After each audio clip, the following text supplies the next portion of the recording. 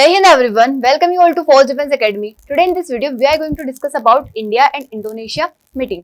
देखिए recently our Prime Minister is on visit of some nations and Indonesia is one among them. So how Indonesia significant for India? किस तरीके से Indonesia significant है? क्योंकि देखिए Indonesia जो है एक आइलैंड नेशन है, आइलैंड और उस रीजन में लोकेट करता है जो कि हमारा बहुत इंपॉर्टेंट रीजन है, Indo Pacific region. Even Indian ocean और पैसिफिक ओशन के बीच में आ जाता है मतलब ये सारे आइलैंड नेशंस, तो ये बहुत इंपॉर्टेंट हो जाता है हमारे लिए, आसियान का पार्ट है ये। उसके बाद इंडिया का जो विजन है महासागर इनिशिएटिव, जो पहले सागर इनिशिएटिव था, तो वही उसमें भी इंपॉर्टेंट रोल प्ले करेगा इंडोनेशिया, क्योंकि ये भी उसी रीजन में आता है, हमारे सागर वाले रीजन में। उसके बाद जिस तरीके से चाइना का डोमिनेंस बढ़ रहा है इस रीजन में, तो हमारे लिए जरूरी हो जाता है कि we have a good relations with किसी न किसी नेशन के साथ इस रीजन में। हम कोशिश तो कर रहे हैं कई सारे नेशन के साथ, उसमें इंडोनेशिया भी एक अच्छा पार्टनर हमारा बन सकता है। और देखिए इसके साथ हमने कई सारी डील करी है, मतलब अराउंड 20 पॉइंट्स पे अलग अलग डिफरेंट सेक्टर्स में डील हुई है। यहाँ पे हम बात करेंगे जो भी इंपॉर्टेंट सेक्टर है जो हमारे लिए इंपॉर्टेंट है, ठीक है। अभी तक हम नॉर्मल ट्रेडिशनल डिप्लोमेसी चल रही थी, बट हम अब थोड़ा स्ट्रेटेजिक आर्किटेक्चर की तरफ जा रहे हैं, मतलब डिफरेंट सेक्टर्स में अब हम मूव करने वाले हैं। और इंडोनेशिया की बात करें तो आसियान का लार्जेस्ट इकोनॉमी है, साथ ही G20 का भी मेंबर है, इसलिए भी जरूरी हो जाता है। 17,000 प्लस आइलैंड, पहले आपको दिखता छोटा सा हो, कुछ ही आइलैंड दिखते हैं हमें, लाइक जकार्ता हो गया, बाली हो गया, कुछ ही आइलैंड्स वगैरह यहाँ पे दिखते हैं, बट यहाँ पे 17,000 प्लस आइलैंड है, 5,000 किलोमीटर वाले रीजन में फैला हुआ है, बहुत इंपॉर्टेंट है, काफी सुंदर जगह भी है। देखो इंडिया हो गया, इधर के साइड इंडोनेशिया हो गया, ऐसे कई सारे अलग अलग आइलैंड्स में ये फैला हुआ है। उसके बाद स्टेट ऑफ मलक्का है, ठीक है, सुंदा स्टेट है, लोम्बोक स्टेट है, ऐसे कई सारे स्टेट है। ये इंपॉर्टेंट रोल प्ले करती है क्योंकि states are kind of choke points जहां से ट्रेड पास होता है, ठीक है। अगर स्टेट को बंद कर दिया जाए, इस रूट को ब्लॉक कर दिया जाए, तो ट्रेड पूरा बंद हो जाएगा। तो ये जो इंपॉर्टेंट, मतलब सबसे इंपॉर्टेंट स्टेट ऑफ मलक्का, जहां से 1/3 ऑयल और गैस का शिपमेंट होता है, मतलब पासिंग होती है, तो ये वाले स्टेट पे इंडोनेशिया, मतलब जस्ट इंडोनेशिया से ही जुड़ा हुआ वो स्टेट है, तो इंडोनेशिया का तो कवर रहेगा इसे, उसके तो एक्सक्लूसिव इकोनॉमिक जोन में आएगा वो रीजन, तो इसलिए इंपॉर्टेंट हो जाता है।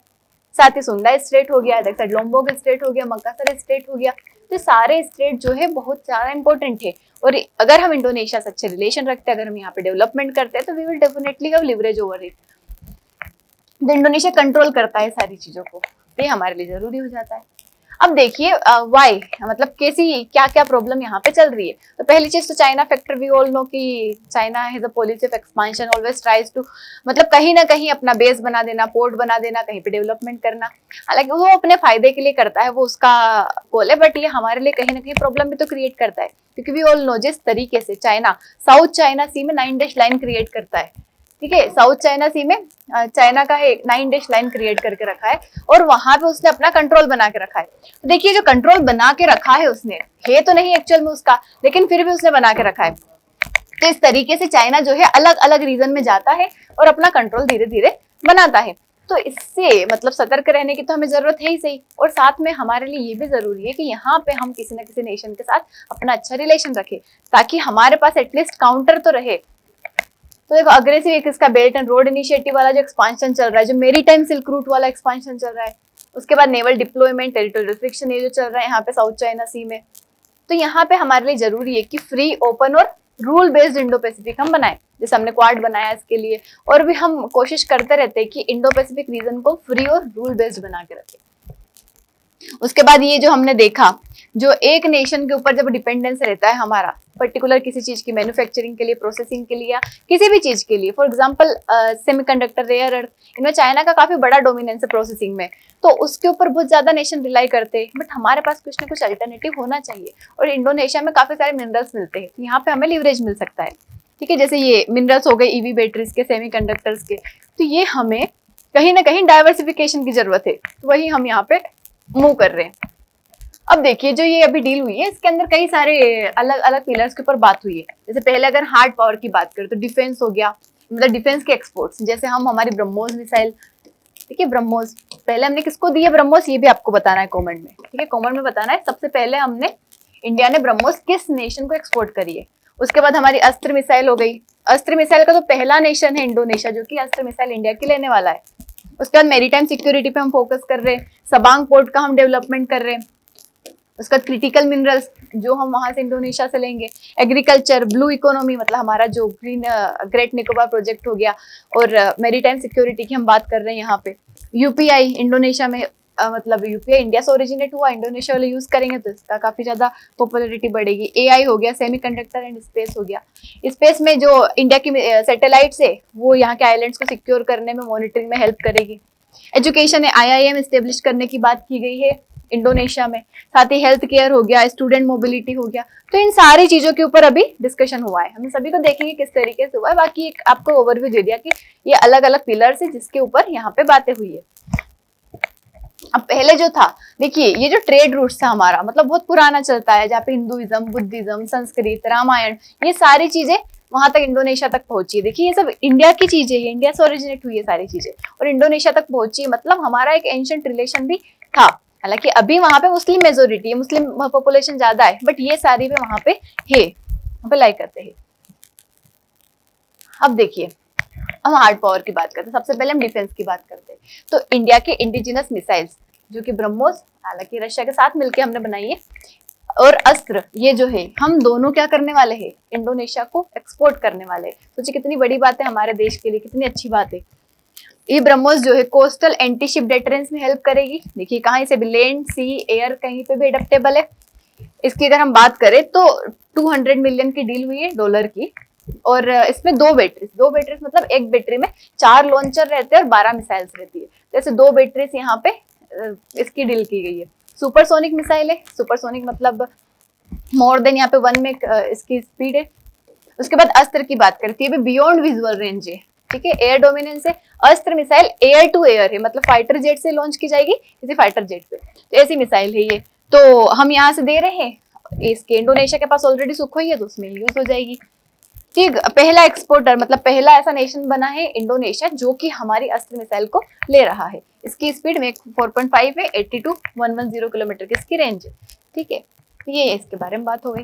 अब देखिए नेक्स्ट चीज बात करेंगे हम सबांग पोर्ट की। सबांग पोर्ट बहुत इंपॉर्टेंट है, इंडोनेशिया का पोर्ट है, यहाँ पे लोकेटेड है। अब देखिए सबांग पोर्ट का हम डेवलपमेंट करते हैं। इधर के साइड हमारा ग्रेट निकोबार प्रोजेक्ट है अंडमान निकोबार में, तो दोनों के बीच का मतलब यहाँ की अवेयरनेस में बहुत इंपॉर्टेंट रोल हो जाएगा। उसके बाद इस पोर्ट में अगर हम डेवलपमेंट करते हैं, देखो एक तो चाइना की स्ट्रिंग ऑफ पल्स पॉलिसी है, उसके काउंटर में ये हेल्प करेगा। दूसरी चीज यहाँ की पूरी अवेयरनेस में हमें हेल्प करेगा। तीसरी चीज, अगर हमें कभी भी रिक्वायरमेंट लगी इस पोर्ट का यूज करने की, जैसे ये लॉजिस्टिक्स के लिए, रिफ्यूलिंग के लिए, ये हम यूज कर सकते हैं। डिजास्टर रिलीफ के लिए हम यूज कर सकते हैं।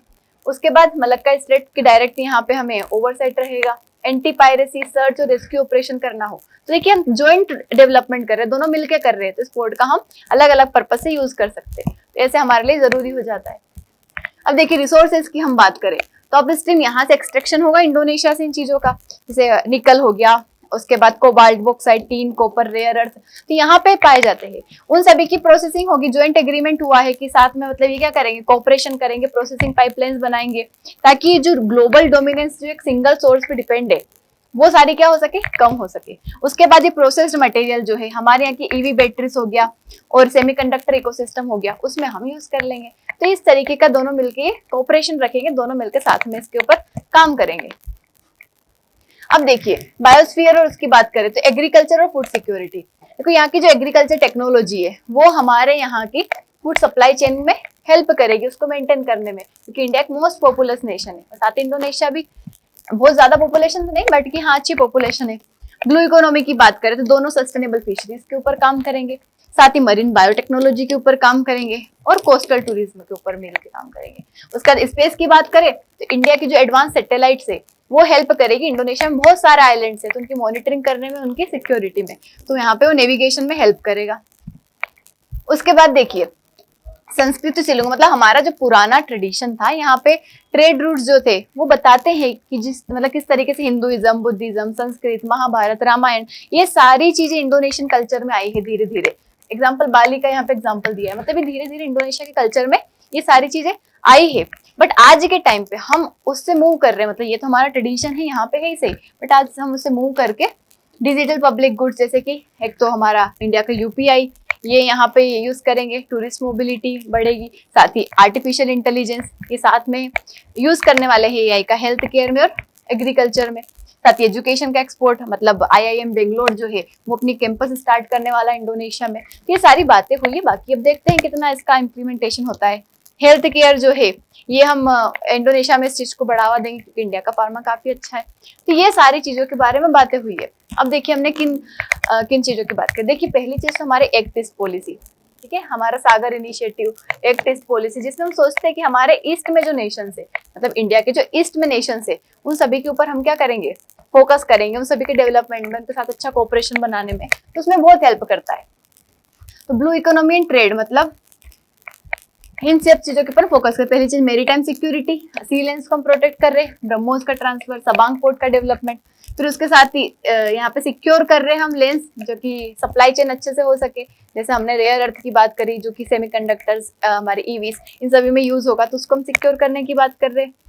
उसके बाद हम सप्लाई चेन जो क्रिटिकल मिनरल, ठीक है, निकल, रेयर अर्थ, वही है यहाँ पे, वही दोनों चीजें एक ही चीज लिखी है यहाँ पे कर रहे हैं। उसके बाद टेक इंटीग्रेशन, UPI, AI, और साथ में मिलकर हम डेवलपमेंट कर रहे हैं। तो इन सारी चीजों से क्या हो रहा है, मतलब ऐसे 20 पॉइंट्स के ऊपर अलग अलग बातें करी जो कि इंडिया को भी फायदा करेगा और इंडोनेशिया को भी फायदा करेगा, और दोनों के बीच में एक अच्छा रिलेशन बनाएगा। और साथ ही जो BRI इनिशिएटिव हो गया, जो यहाँ पे दूसरे हमारी स्ट्रेटेजिक ऑटोनॉमी को अफेक्ट कर रहे, उन सभी के खिलाफ क्या हो जाएगा, मतलब उनके अगेंस्ट ये काउंटर प्रोजेक्ट बन जाएगा। बट देखिए कुछ फिर भी यहाँ पे इतनी सारी चीजों की बात तो करिए, बट हमें कुछ ना कुछ चैलेंजेस को फेस करके ये करना पड़ेगा, क्योंकि चैलेंजेस तो हर जगह है। अब देखिए पहला क्या आ जाता है यहाँ पे, देखो यहाँ पे हमने पेपर पे तो सारी बातें कर ली, बट इट इज रिक्वायर्ड कि हम पेपर से मूव करके इसको प्रैक्टिकल इम्प्लीमेंटेशन तक ले जाएं, क्योंकि बातें करना और डायरेक्टली उसको इम्प्लीमेंट करना, क्योंकि इंडोनेशिया की ज्योग्राफी काफी कॉम्प्लेक्स आइलैंड्स बने हुए हैं, तो वहां पे इस चीज को लाना। उसके साथ कैपिटल, क्योंकि देखो इतना ज्यादा हम डिफेंस प्रोक्योरमेंट की बात कर रहे हैं, थोड़ा सा और पोर्ट इंफ्रास्ट्रक्चर की बात करें, जैसे सबांग की हमने बात करी, उसमें पैसा लगेगा, तो कैपिटल चाहिए हमें। साथ ही चाइना फैक्टर, अब देखिए चाइना भी तो यहाँ पे कुछ ना कुछ करेगा, वो अपने काउंटर मेजर्स ढूंढेगा, उसकी तरफ से चीजों को डेवलप करने की कोशिश करेगा, तो उससे भी डील करना।